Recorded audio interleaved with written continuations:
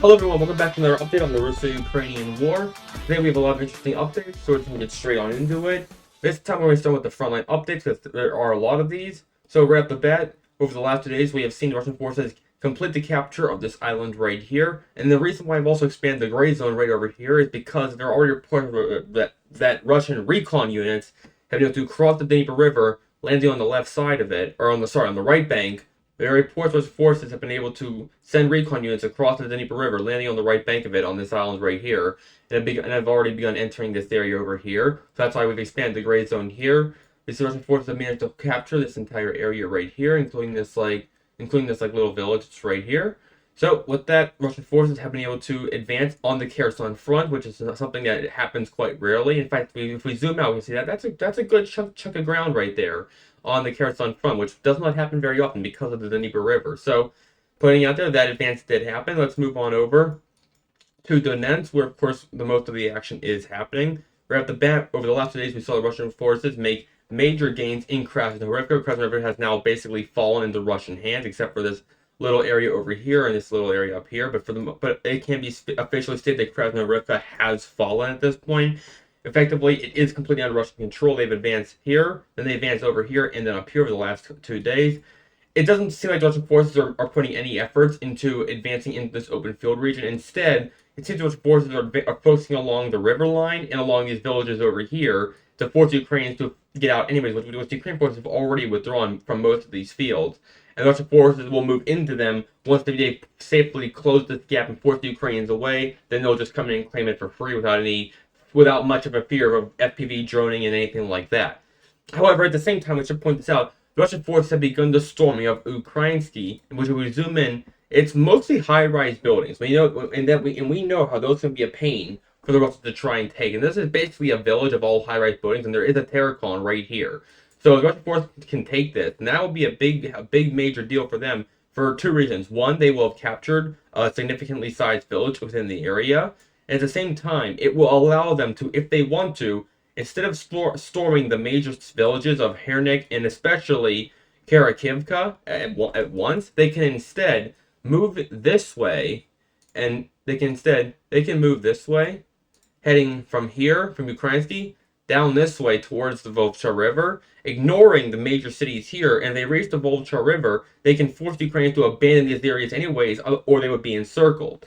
Which is also, it seems, why the Russian forces have already started to advance westward from here, because if they can reach the Volch River from here, from this direction, and then from this direction up north, they can force the Ukraine to abandon this pretty big conglomerate of significantly sized villages, which I would even call these cities because they're pretty big, and with no fighting whatsoever. They would just force the Ukrainians to get out or die, basically, or be surrounded and just fight to the death. So, and with that, the Russian forces will be able to capture an area that looks something like this. They'll be able to capture something like this down to here, and then it'll just go all the way around like this. All this will basically fall into Russian hands with little to no fighting, or they'll have to fight for this area here and then this area down here, but all this in between will just fall to Russian hands without any effort whatsoever, because the Ukrainians will be forced to abandon it and give it up. So we'll have to see what happens, but that absolutely can happen. So we see Russian forces have continued to advance in Ukrainsky. They've completely taken over Krasnohorivka, and it looks like the Russian forces are setting the stage for either the direct storming of these cities right here, or bypassing them towards the Volcha River to encircle, take it for free. We got some major updates in Selydove. We see Russian forces have advanced here, but this might look a little confusing, because wasn't all this under Russian control like 2 days ago? It was. But the Ukrainian forces did launch a major counterattack and were able to retake the entire village completely. I would say it's a city of Selydove, in one large attack. However, since then, that was yesterday, now today, Russian forces have begun to counterattack again and have already begun to re-enter the city and retake the lost territory. But that was a big chunk of, the Russians had 40% of the city under their control. Now they don't. So now they've lost basically all that. Now they have to retake it again. So it is for the Russians. It is an unfortunate step for them. It is a good news for Ukraine. They are already on the move of counterattacking, and they're mad. They're probably vengeful, trying to get it back. Because that's a big loss for them to have to go redo that and go fight for that whole territory all over again. But it looks like that's what they are now doing. But it's going to take time. basically for them to completely retake all the lost territory, and then from there, then retake the rest of the city, which they were. It's basically it's a step backwards for the Russians. Now they have to go back and redo it all again, but they are in the process of now doing that, of counterattacking the Ukrainians' counterattack and retaking the city again. You see, they've entered here and over here. Ukrainian forces were even able to push into the western part of Mikhailivka. Sorry about that. Either way, it was a big counterattack, big success for Ukraine, but Russia is now putting the efforts in to turn it all around and push them back. So let's see what happens next, but that is what's currently going on.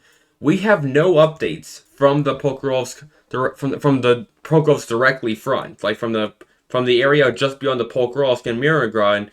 We just aren't seeing much going on here. So I want to take a moment to talk about what's going on here. Why the Russians just stopped? Like, it's right there. Look how close they are to Mironograd. I mean, look at this. They're 1 mile, 1 mile from Mironograd. They can probably see Mironograd from where they are, and yet they've just kind of stopped advancing. So I think it could be multiple things. What I have to say, what I personally think this is that Ukrainians have begun to send reinforcements to Pokrovsk, and this area is now being fortified.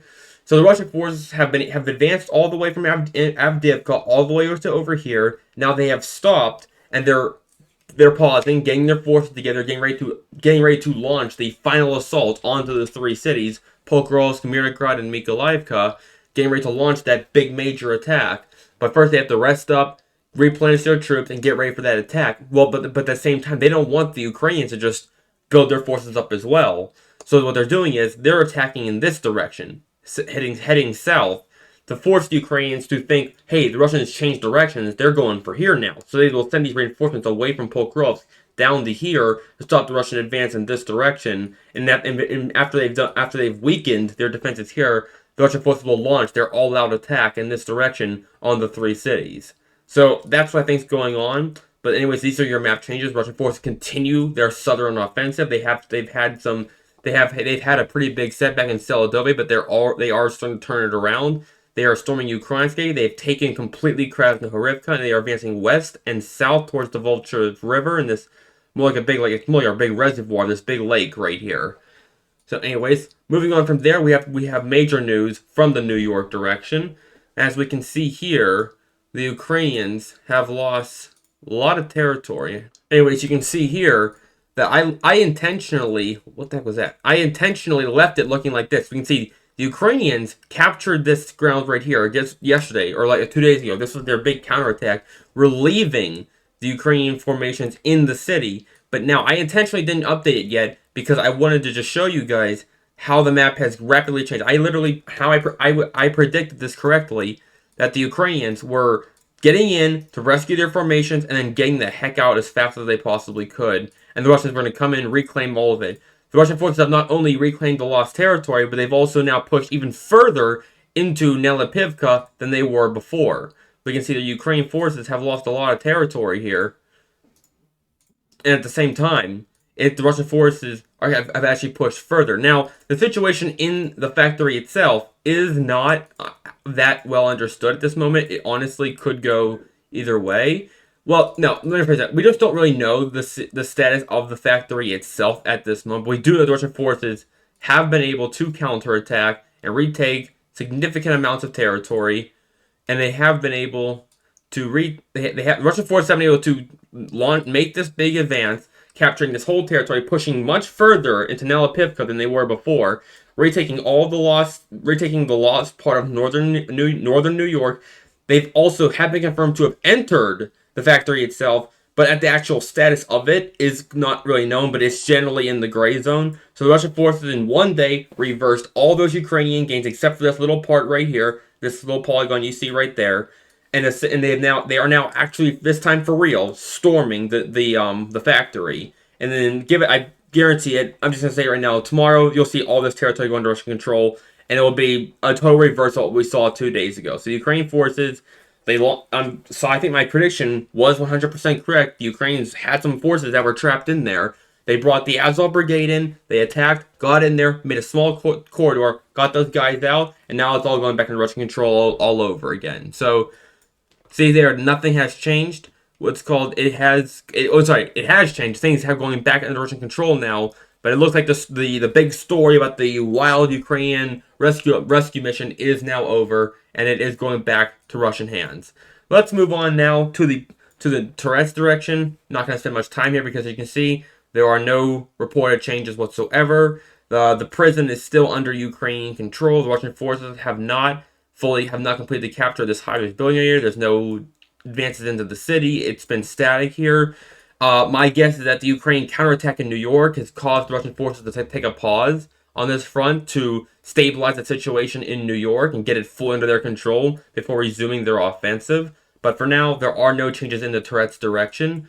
Moving north, we have no changes again in the Chasiv Yar direction. We know the Russian forces have begun the crossing of the reservoir. They've begun taking over parts of main Chasiv Yar. They had a very successful attack here in the center, west of Kalishivka, where they managed to capture all the ground east of the canal. But now they are probably in the process of taking over this little part here in the north and this little part here in the south. But so far, we just don't have any confirmed changes. And as for the rest of the front, we just don't have any changes. But we do have changes on the Nevsky front.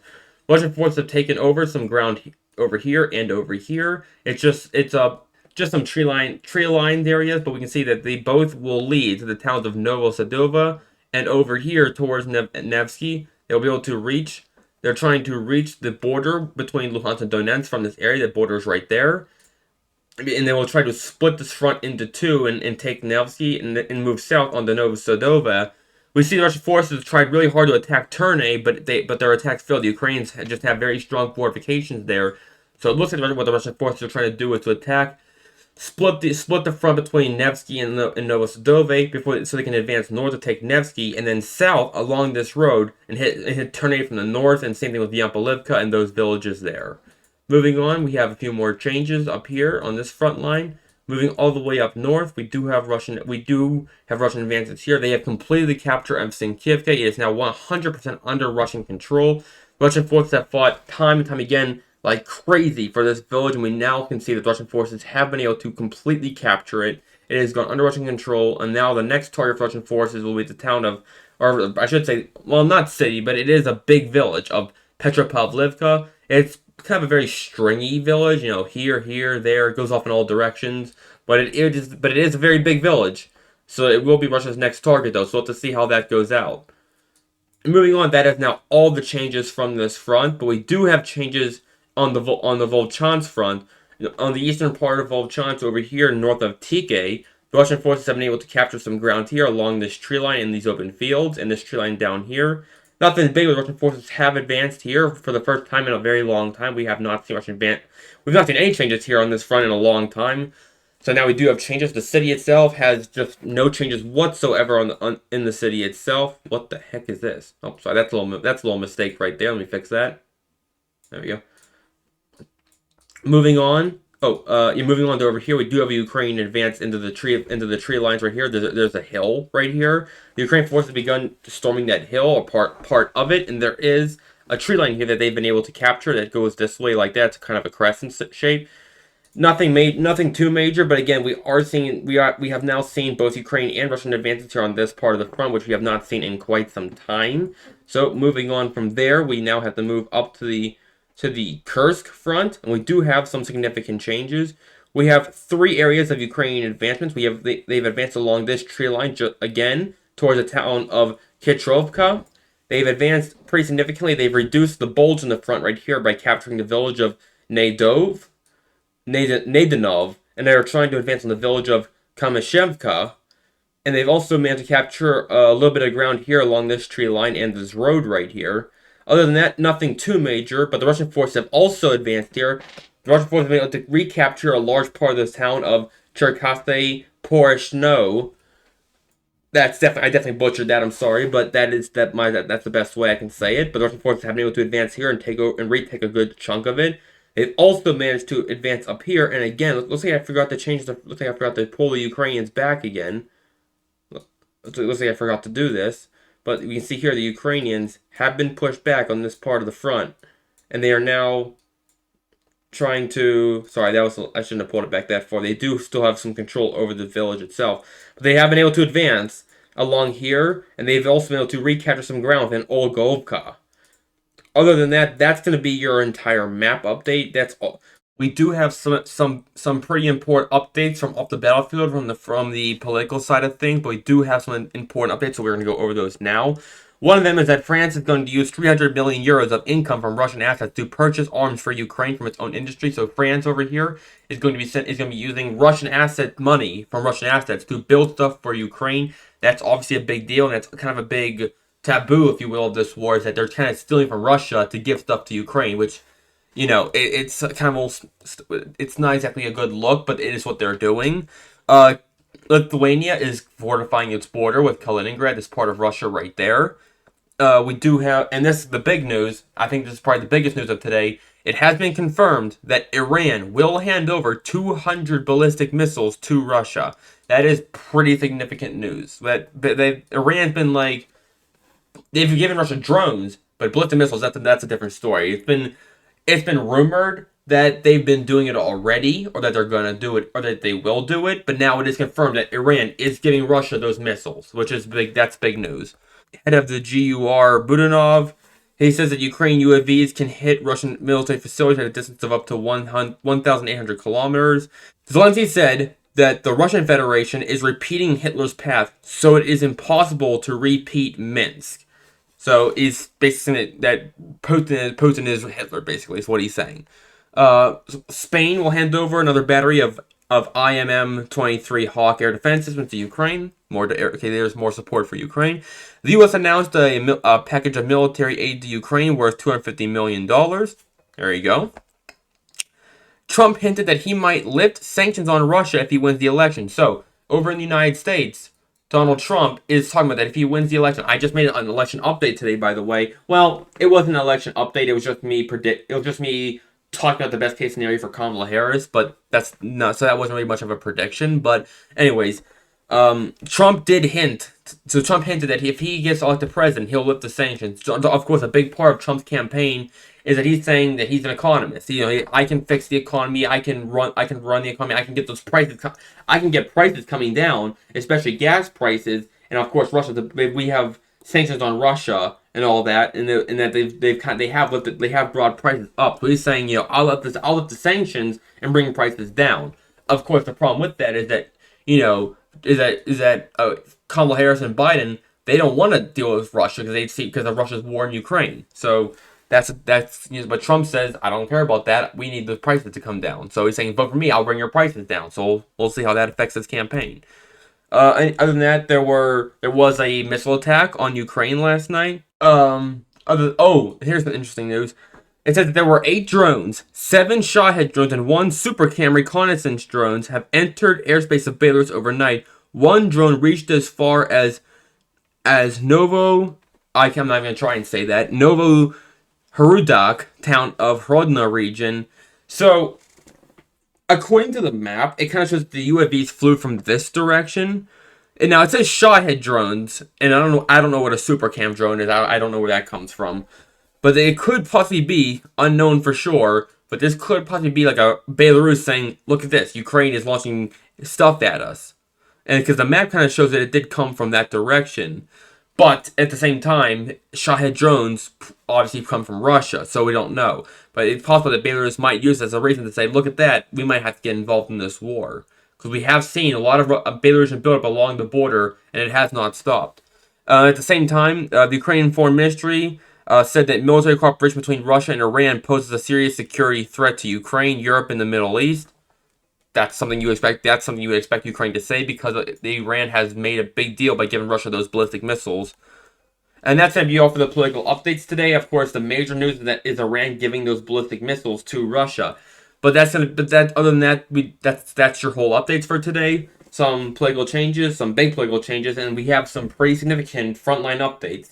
So make sure you hit that subscribe button, press the bell notifications, leave a comment, helps out the channel a lot. If you want to keep on seeing these videos come out, you want to keep them, and more important, if you want to see them improve, just hit that button. It's totally free, it doesn't cost you a thing. You can undo it anytime that you want. And with that, I'll see you guys next time. Bye.